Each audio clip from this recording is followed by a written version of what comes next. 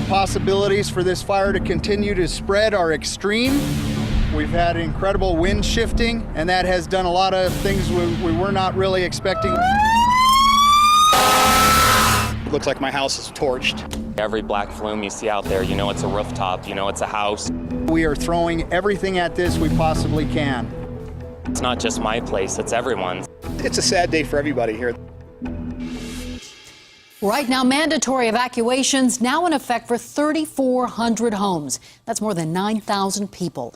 That fire quickly spreading today to more than 8,500 acres, but the El Paso County spokesman saying it is expected to reach at least 11,000 acres. 7 News with team coverage of the Black Forest fire. 7 News reporter Mark Stewart getting inside the converted DC-10, now fighting those flames from the sky. And Jacqueline Allen live on the west side of the fire. And Chief Meteorologist Mike Nelson tracking the high winds, but we start right now with Marshall Zellinger live on the fire lines north of Black Forest. And now that it is night, it is very difficult to appreciate how thick the smoke is north of the fire. It's becoming difficult to breathe and be outside. And I want to show you when the sun went down, it looked like a fog. We're going to use the light on the back of our satellite truck here to kind of give you an idea of just how hazy it is back here. The fire is burning behind where we are. The major road behind me is Hodgen. Highway 83 is in that direction. We can't see a glow tonight, but during the day we saw many pockets of black smoke, and especially over here where we came upon a home burning. This video from 7 o'clock, a home completely consumed along Table Rock Road just south of Hardy Road. We watched as the flames shot up one tree in a matter of moments. We could hear loud explosions down the road. About 2 hours before this home caught fire, we were just around the corner where yellow police tape marked where homes appeared to be evacuated. A Larkspur firefighter tells me that he saw fire crowning in the trees closer to Hodgen, moving this direction. That's when we learned the evacuation area was growing to the north. We've got all of our animals out. Everybody's good. Lena Macias got the order to evacuate around 5 p.m. She was still on her property on Walker Road around 6, keeping her log cabin wet, making her property as unattractive to the fire as possible. I'm just hoping, you know, like if the fire does come, if any embers or whatever, if this is all wet, that might help us have a little bit of a better chance. Before Lena left, we watched her record video of her belongings, just in case she loses all of this and needs proof for insurance. Those lights are about all we can see in the direction of where that home was burning. This area is now part of the mandatory evacuation zone. It's important to note we never crossed any roadblock to get here. Earlier in the afternoon, this was not a mandatory evacuation area, and we've seen a steady stream of sheriff's deputies driving by, letting us stay here, but looking for residents that may still need to get out. Reporting live north of the Black Forest fire, Marshall Zellinger, 7 News. And we have new video into our newsroom tonight from inside the fire lines. These pictures shared with us by the Denver Post showing house after house up close and on fire, really giving you a feel for what firefighters are up against here. So close, you can hear the crackling noise, like the sounds coming from a bonfire. And now look at this house. You'll see here the U.S. flag still flying in front. You can tell the flames not far off. And then this treat area with spot fires all over the place with little things like this mailbox and street sign spared for now. What did burn now smoldering. You can see the smoke rising. There's someone's truck, a fireplace still standing, surrounded by some vehicles, all shells of what used to be families' precious belongings. Now, for the first time, we're getting a better look at the area impacted by the Black Forest fire. This is a map of the El Paso County evacuations. And this mark right here shows the origin just north of Shoup Road. We know where it started. We don't know how it started. And each of these markers that you see on the map here show homes that are believed to be a total loss. There are 92 of them so far. You can see clusters here, including one right here on this area. This is an area on Brentwood Drive. 26 homes there were destroyed alone in that area. Air Tracker 7 over the area this afternoon, showing home after home in flames.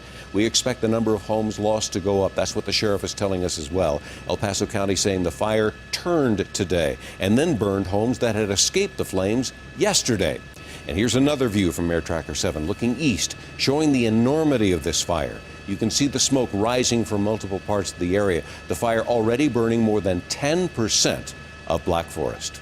7 News reporter Jacqueline Allen continues our live team coverage. Jacqueline, you're on the northwest edge of this fire where people are preparing to evacuate.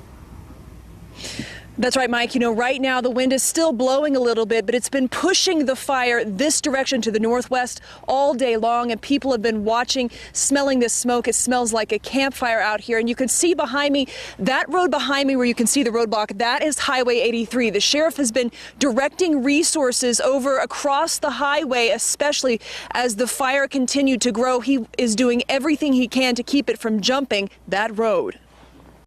For the people who call this wooded area home, sometimes living in the trees means leaving fast. Randy Nitcher and his family are packing up things that can't be replaced, from baseball memorabilia to family photos. And with the winds blowing the fire west and north, I think we're just getting prepared to get a few things out of here. The concern is the fire could jump Highway 83, the western boundary, and people who live on the other side are watching from this hilltop worried. Why take a risk? Sherry Krenz lives in the voluntary evacuation zone and is spending the night with friends. We loaded their cars, my car, my son's car, my nephew's car, and we just took pictures and some collectibles, and I photographed the whole house. Seeing the planes and choppers constantly flying overhead gives some comfort, even as the aircraft disappear into the smoke. Still, many who live here aren't taking any chances. I don't want to be, moving everything at the last minute, so yeah, it's just preemptive. And that's much better than the alternative. There is concern that some people did not evacuate when they were told to. And today the sheriff did say that there are reports of one missing person, but he said those reports have not yet been confirmed. Reporting live in Colorado Springs, Jacqueline Allen, 7 News. And 7 News included in the long line of evacuees as that fire grew. You can see the line of cars getting off Hodgen Road near Highway 83. Hundreds more people forced to leave their homes today. Now, as you heard, some people choosing to stay near their homes despite the warnings, like Dan Potter here, getting around by dirt bike. We saw him twice go back into the burn area, and at last check, saw his neighbor's house on fire and was trying to keep an eye on his. Well, I was hoping to keep the home safe. We actually had it under contract to sell. It was supposed to close today, and obviously that's changed. 2 camps had to be evacuated, including this one showing the gate locked. Peaceful Valley Boy Scout Camp evacuated to the Elbert County Fairgrounds. The JCC Ranch Camp nearby relocated campers to the Jewish Community Center in Denver. Now, the Elbert County Fairgrounds also taking in evacuated animals. Tonight, the fairgrounds home to chickens and horses and cows and llamas, dogs, cats, sheep, even a duck. The fairground still has room available to take in more animals and humans if need be. Chief Meteorologist Mike Nelson tracking the wind still blowing in the Black Forest area. And look at all of the smoke we have coming up on the radar. If you smell it, you can see why. It's just flooding into the entire I-25 corridor. Now, currently at the Springs, 78 degrees. This is the view of 24 and Mark Scheffel, 16% humidity. The winds are down a bit. The peak gust today was 32 miles per hour. Here are the temperatures around the fire area. Down to 64 up on Monument Hill, 70s at Air Force Academy in Colorado Springs. How about winds tonight? The wind vectors show the direction. Here are the speeds. Watch what happens during the nighttime hours between now and about 3 a.m. It's really going to try and lie down quite a bit. Winds will be much lighter, actually shift and come out of the northwest a little bit. They'll stay pretty light through early tomorrow morning, at least through 7 a.m. Not too much to worry about. But then things really start to change tomorrow. By the time we get to lunchtime, look at the wind starting to crank up out of the south. We're talking 10 to 20 miles per hour between noon and 3 o'clock. They really get going out of the south to southwest. 28 miles per hour up on Monument Hill. We'll have gusts that get into the mid-30s. And by 5 to 8 o'clock in the evening, we'll have very strong winds coming out of the south-southwest. With that in mind, red flag warnings cover not only the fire area to the south of us, but much of the state for tomorrow. And it may be a particularly dangerous day. Hotter temperatures. We'll still have the low humidity, gusty, erratic winds, maybe even some scattered thunderstorm activity. They'll produce wind and lightning, but very little rain. So you're going to see a lot more smoke all throughout the state. You can smell it. You can see it from the helicopter. It's prompting health advisories for some areas. And for more on that, meteorologist Matt Makins tells us what it means for you. Well, this weather pattern that Mike just talked about, that's going to be continuous. It's just that wind from the south. Here's the wind flow over the state of Colorado today, headed into this little blue pocket. That's the city of Denver. Of course, we're trapped on one side by the mountains, and on the other, we have some of the high plains. But over Denver today, as those winds are cranking over the city, they kind of miss out. on mixing out that smoke. This is a time lapse of several hours from Thornton. Looking towards downtown, you can barely make out those city skyscrapers a little bit later here this afternoon. Now, it didn't last very long. The smoke is starting to come back because, again, Denver lives in a bit of a hole. Here's what you need to do for tomorrow. Like Jamie in Highlands Ranch, if you see the smoke outside your house, the Colorado Department of Health and Environment recommends that you just close every window that you have and run your air conditioning. The filter in that air conditioner will do a good job of clearing out the smoke. And if you're driving around town, like Khatri was earlier today along E470, you see the smoke out there, same thing. Run your AC and hit that little refresh button so that you're circulating the air inside the car rather than outside. And if you can escape the smoke, you need to get into the mountains out about Blackhawk, Idaho Springs, and higher elevations. The mountains will help trap that smoke over Denver, and that will provide a little bit of relief for you there as well. Thank you, Matt. Air Tracker 7 capturing the air assault against Colorado's wildfires. Multiple fixed-wing aircraft and choppers being used to fight those flames. But there's even a larger aircraft now joining the fight. The DC-10, based for the first time ever in Colorado. 7 News reporter Mark Stewart live in Pueblo. And Mark, that plane just completed its passes for the day. Done for the day, Mike, and the DC-10 is an impressive machine. Take a look behind me. This jet used to fly around the world for Continental Airlines. Its current mission, though, flying and fighting over Colorado's wildfires. 3 engines of thrust making life-saving drops over Colorado's fire zone. We did 2 drops on the Royal Gorge. Flight engineer Brad Pace helps make it happen. And every flight's different because we're going to different spots of the fire. He's the one who pushes this red button, dropping the retardant often in the midst of chaos. Rain, smoke, wind, people, helicopters. We had to do one go around earlier because the helicopter was going right across the nose, trying to save a structure.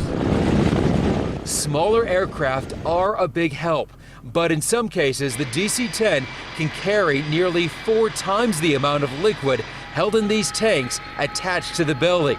The cabin is cleared out, helping to reduce the weight. Oh, for me, this is the best job in the world because the flying's fun, and then you're helping the guys in the ground save structures, put fire out.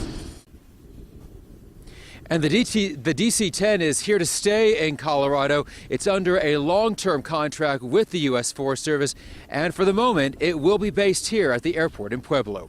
We are live in Pueblo tonight. Mark Stewart, 7 News. And firefighters are zeroing in on the origin of the Black Forest fire, but the cause is still a mystery. Tonight, 7 News reporter Amanda Koss going back to where the fire was first reported and shows how quickly it spread from there. Before the Black Forest fire was raging close to 12:30, a call to 911. Private line call for smoke investigation, smell of smoke in the air. The address is 8875 Whispering Pine Drive. From smelling to seeing smoke. About 20 minutes later, another report. This time, a resident spotted brown smoke. The dispatcher relayed the report and this message to the responder.